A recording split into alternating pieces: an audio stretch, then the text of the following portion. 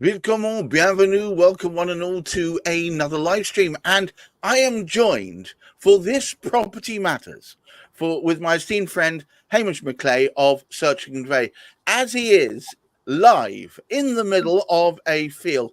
To my left is the incandescent Jane Taylor of Jane Taylor Property. And today's topic is what's the difference? Buying to let or simply buying your home.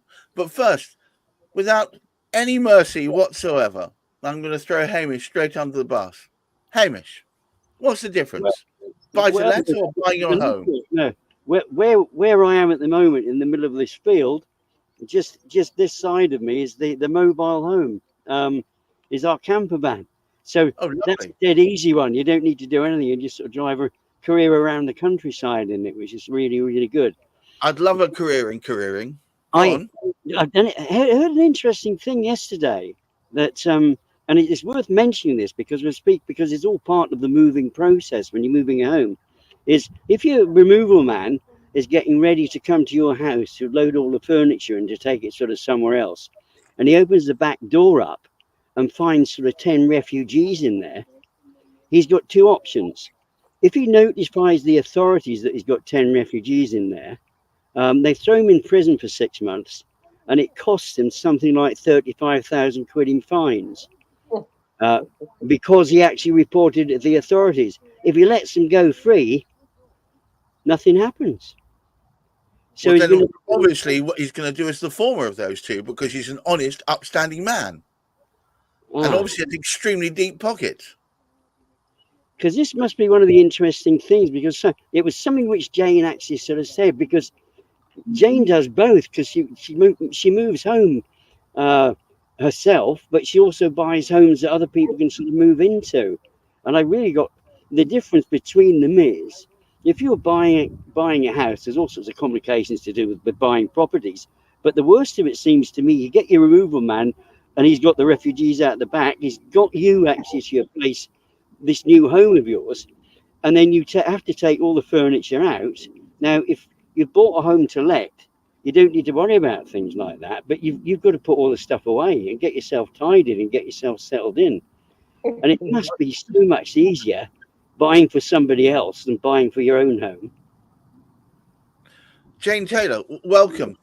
So does it appear to be that the quickest way to get your house tidied is to actually make it a buy-to-let? Because then you've got, or rather, you've got to tidy everything up. Good question. Well, usually a buy-to-let is an empty property as well, so you don't even have to worry about moving anything in.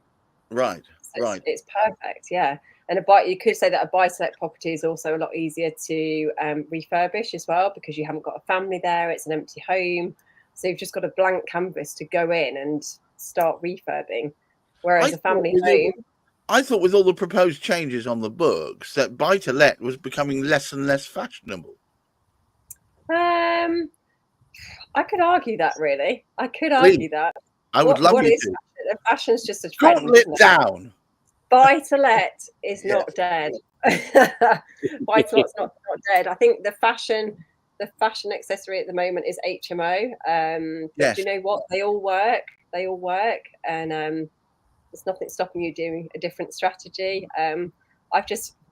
Me and my family have just purchased a new home to live in, which is obviously what's struck up this conversation, the title for this podcast today. But yeah, interestingly, they are very different. Buying a buy-to-let and buying your own home. But the own home that we've bought is actually a home that we are renovating to hopefully, I don't tell the lenders this, but to hopefully sell on one day. So it's not our forever home. So don't tell anyone. All right. But yeah, so again, there's differences. The difference is if you're buying a home which is your forever home, I guess you'll be looking at a lot more properties to find that ideal property. But you don't have to. You can make it your own home. So yeah, there's lots of differences. And I don't know if I'd say if one was easier than the other. They've got different elements of the process that's easier for one and not for the other. sorry for being personal, Jane. Is this part of an enormous portfolio that crisscrosses the country, and never mind that, maybe internationally, or is this you've done this for everybody else, now you're doing it for you? No, I've got a portfolio just in the East Midlands. I'm afraid I'm not stretching as far as Milan and New York at the moment, Well, but you never know. But yeah, I've got a portfolio of properties myself, and then I also offer the services for other investors wanting to do the same. Purely with buy-to-lets. I have just finished a flip property as well, which is on the market now. But again, it's the same kind of strategy. Are most of the properties in your portfolio a similar style? Yeah, absolutely. Yeah. Right, because I've heard this before.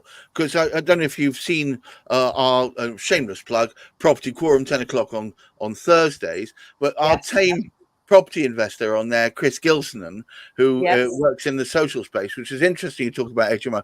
I used to be dead against HMO as a concept, but he has made sure that his are very much up to the mark, and some of his are a bit like bloody hotels.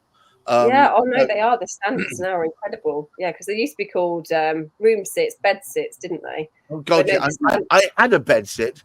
So did I. and the ceilings, it was the front room of an old Victorian house with the ceiling so high, and I was smoking back then, that you'd smoke and then the smoke would drop about a week later.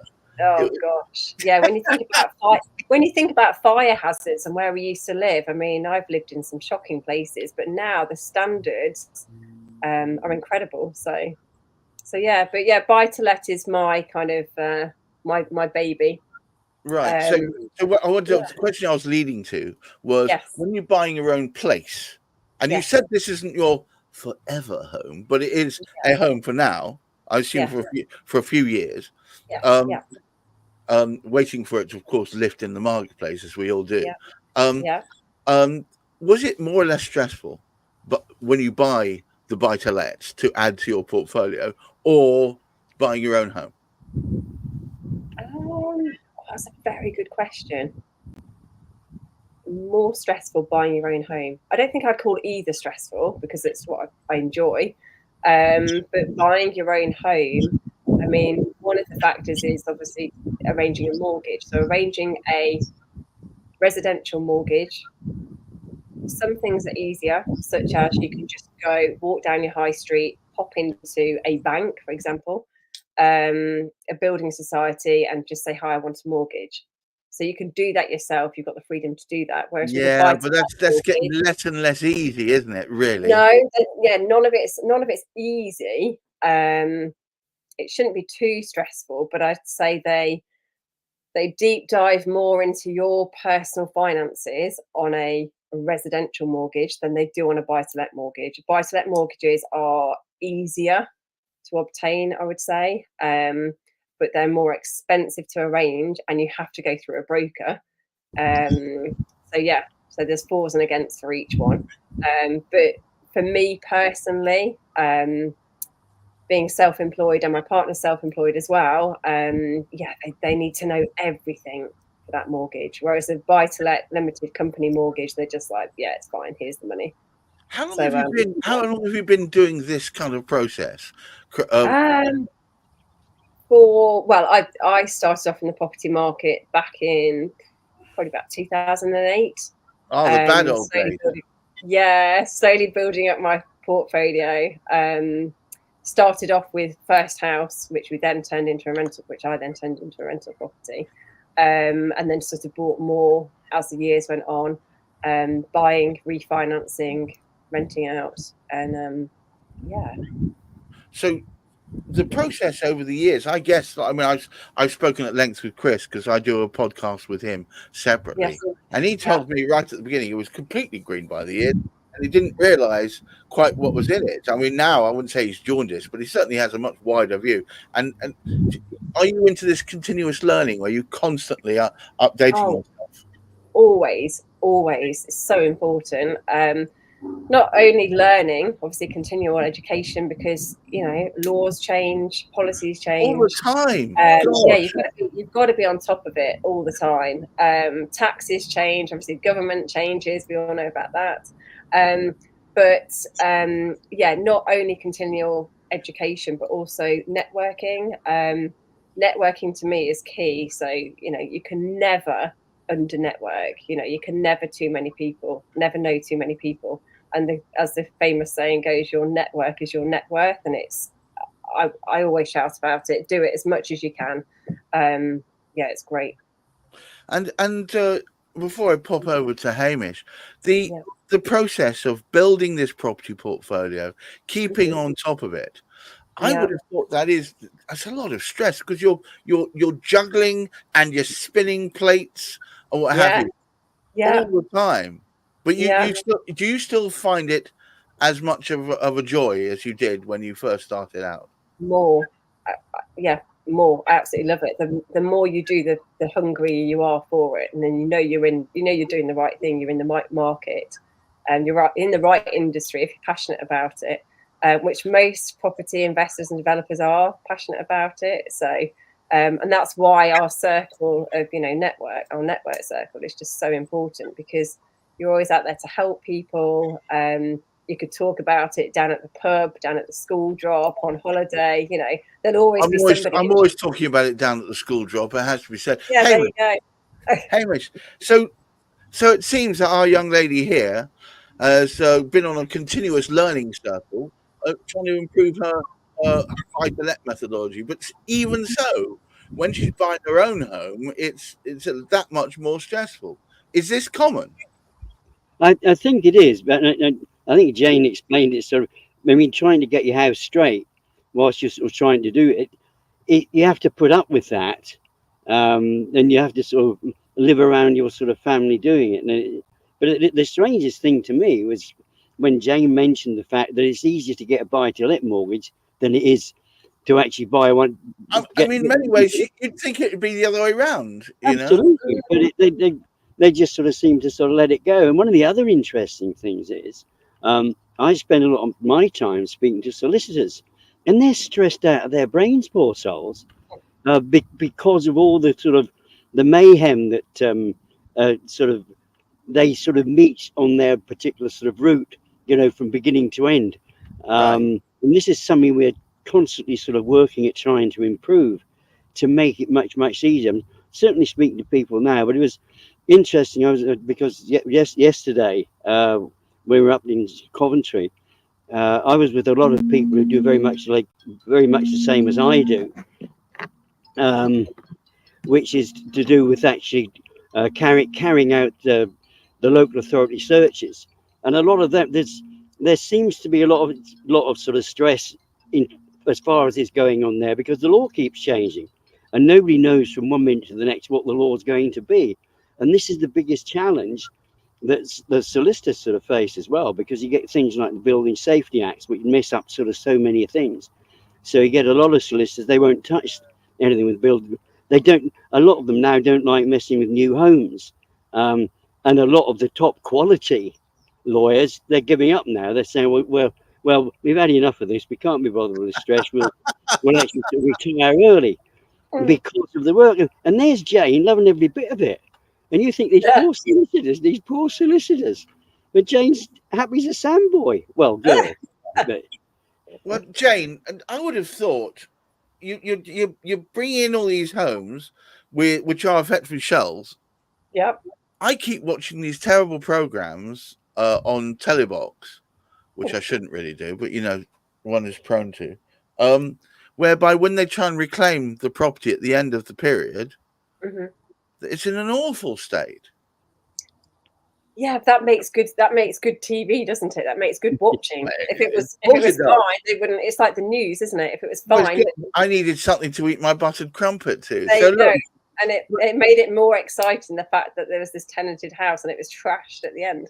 No, you do get those, but you can get those, and everyone has a bad experience at some point. Touch wood, I've only had one in all my years of renting properties, and dealt with it myself, had legal support. One thing I do is I'm very hands-on, so I meet my tenants, I do the inspection, or the inspections, I drop off Easter eggs, I drop off advent calendars at Christmas You time. drop off Easter eggs. Oh, Jane, you're too cute. No, honestly, it works. It works because it gives you that relationship with your tenant then. So if you do need to put the rent up, or if you do need the house back, it just makes the managing of that tenancy so much easier. So some of the properties, I mean, I'm viewing properties all the time. Some of the properties you walk into and you know it's being tenanted, and you can tell that the owner of that property has probably never stepped foot in that property. There'll be damp, there'll be cobwebs, they're horrific. Some of the conditions that tenants live in are absolutely awful. I just don't understand. I thought there was legal strictures to stop that sort of thing happening. There are, but yeah, there's always a loophole. So it is scary, you know, what tenants do, but also why do they do that? And you know, if they should have a 3-month inspection every 3 months, then surely it could never get into that state.